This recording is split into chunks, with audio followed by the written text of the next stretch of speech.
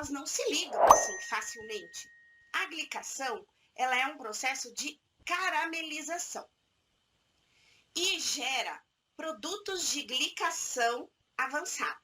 Pode levar até 3 meses para acontecer a reação final. Então, é um processo lento que vai acontecendo no seu corpo. A caramelização só vai acontecer se você deixar aquela glicose por muito tempo no seu sangue circulante. Então, isso não vai acontecer se você tiver um controle bem bom da sua glicemia. Olha, um exemplo que eu vou dar fácil para vocês verem um mecanismo de caramelização, de glicação. Você pega e coloca o açúcar no leite, né? Você coloca o açúcar no leite e você, à medida que você vai mexendo com a temperatura, põe em fogo baixo, ele vai ficando marrom, não vai? Então, o leite, em vez de branco, ele vai ficando marrom, ele vai caramelizando. A glicose do açúcar, ela faz com que a proteína do leite seja glicada, tá? Então, esse processo é o que acontece dentro do nosso corpo todo. E quando a glicose, ela se liga a essa proteína nesse processo chamado glicação, aquela proteína, ela não funciona mais como ela deveria funcionar. Ela causa o enrijecimento dela.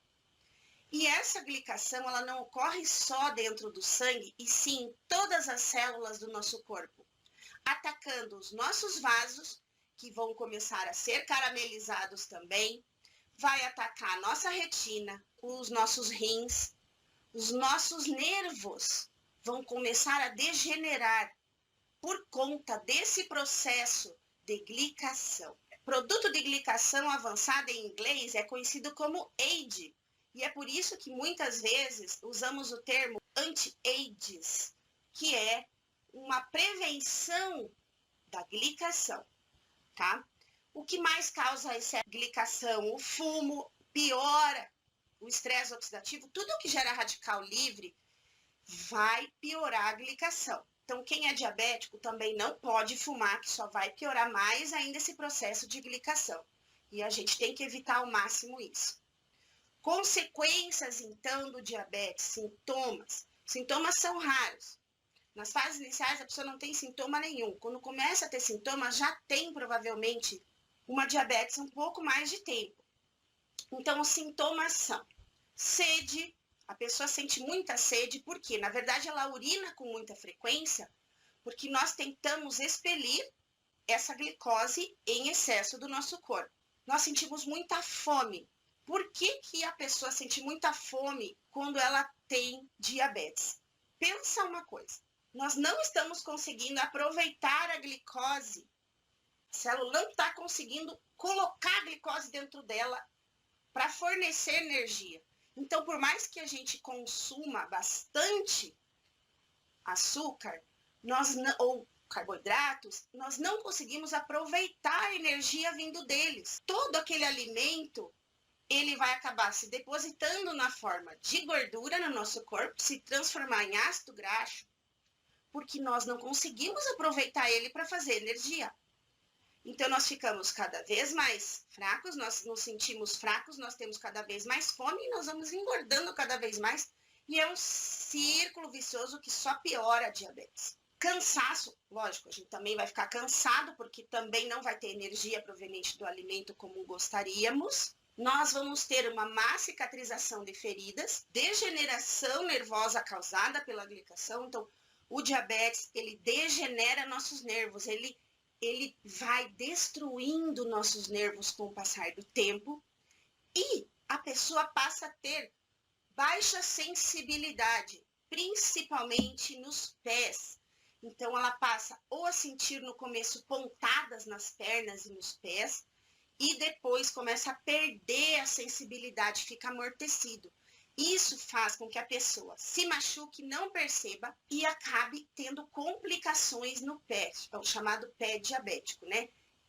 Se você perceber que tem uma ferida que demora para cicatrizar, pode ser que você tenha diabetes. Dor e dormência nas pernas. Problemas vasculares. O que faz o diabetes nos vasos? causa uma inflamação vascular, inflama. Na verdade, o diabetes inflama o corpo inteiro, você fica todo inflamado. É uma inflamação que não causa dor no nosso corpo, mas ela é baixa e constante.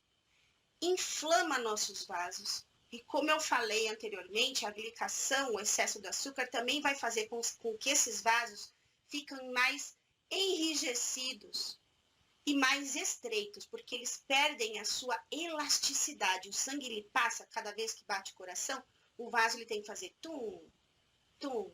A partir do momento que você tem um vaso enrijecido e inflamado, então você vai ter mais chance de infarto, de AVC, que é o famoso derrame, pressão arterial alta, vai aumentar a tua pressão.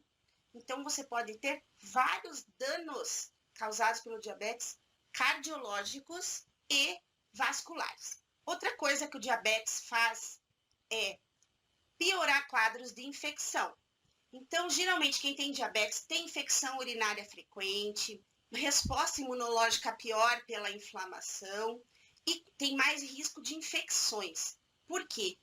Porque há uma maior proliferação de micro-organismos em alta glicemia. Então, o diabético ele tem uma facilidade para ter infecção.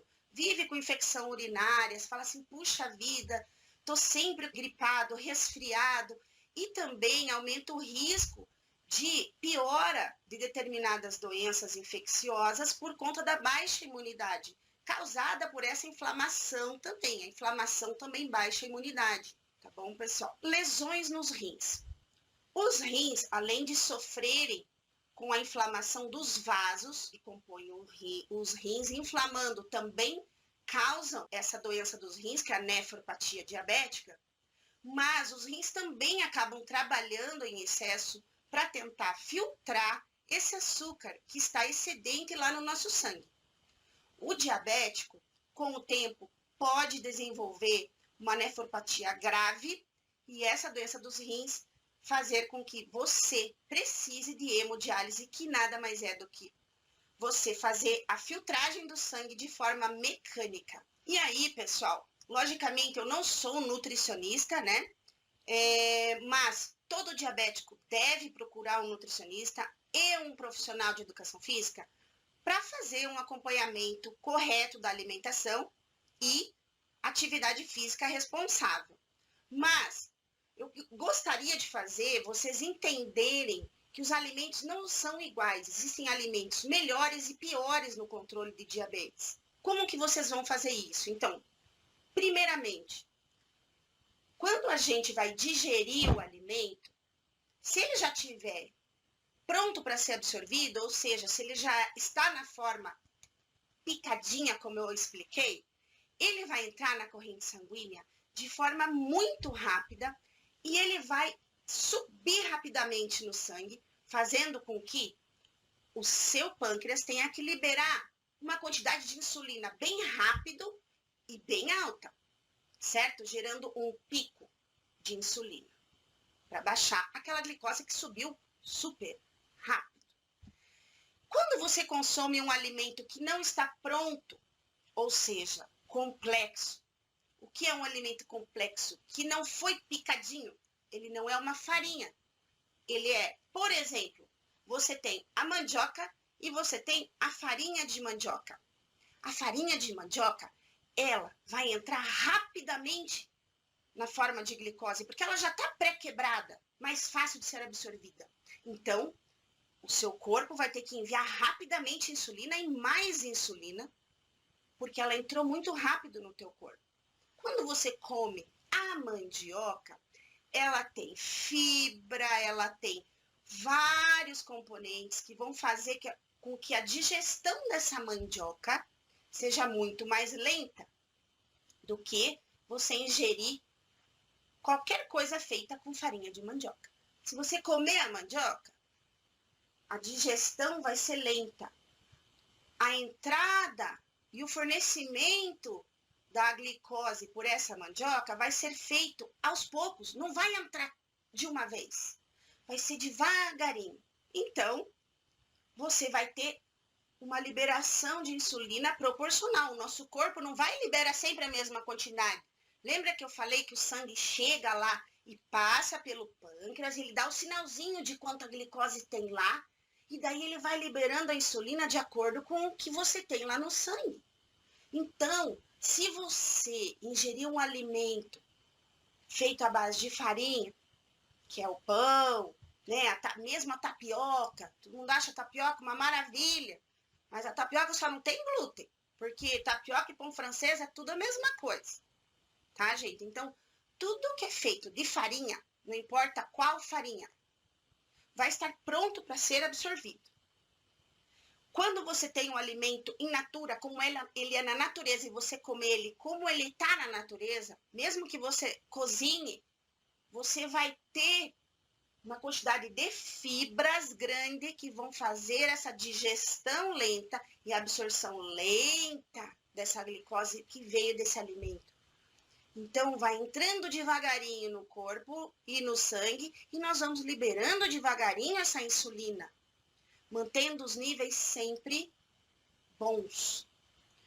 O que nós podemos fazer? Nós temos como verificar o índice glicêmico de cada alimento. O que é índice glicêmico? É o quão rápido a glicose vinda daquele alimento vai entrar no seu sangue. Quando você lê e vê o índice glicêmico de cada produto, quanto mais alto for o índice glicêmico, pior ele é para o diabetes, porque vai exigir uma quantidade maior de insulina por ele entrar muito rápido no sangue e atingir um pico muito alto, gerando um pico de insulina também. E isso você pode consultar em tabelas. Outra questão é você ver a carga glicêmica. Então, não é só o índice glicêmico, gente. Ah, porque tem baixo índice glicêmico, vou comer até passar mal. Também vai subir a tua glicemia, porque você está comendo um monte ao mesmo tempo. Então, a carga glicêmica também conta, ou seja, as quantidades do seu alimento. Então, verifiquem isso. Prefiram sempre alimentos ricos em fibra. Tudo isso vai diminuir a rapidez tudo que diminui a rapidez da digestão, tudo que faz ficar mais lenta e mais difícil a digestão. Coloquem sempre uma proteína junto do carboidrato, porque as proteínas a gente demora mais para digerir, fazendo com que o carboidrato que está junto ali no alimento também seja absorvido mais lentamente. Então, quando colocar um carboidrato, coloque também uma proteína, certo? Fibra sempre antes. A fibra, a salada, o legume, antes do carboidrato, da proteína, coma um pratão de salada. Essa fibra também vai dificultar a absorção dessa glicose aí do teu alimento, porque vai demorar mais para absorver. Agora, você quer jogar uma bomba no teu corpo? É comer aquele bolinho de tarde, 4 da tarde, com um cafezinho, direto, assim. Que ele vai transformar na hora em açúcar, certo? Não, gente, como uma fruta antes do bolo.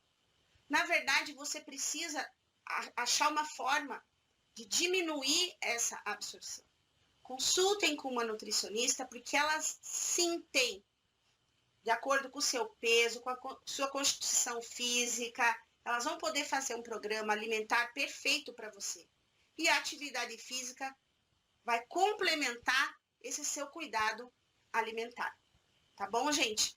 A gente pode ficar falando horas sobre diabetes, porque é muita informação, mas eu vou ficando por aqui e fico à disposição. Em caso de dúvidas, podem mandar mensagem para mim que eu vou responder.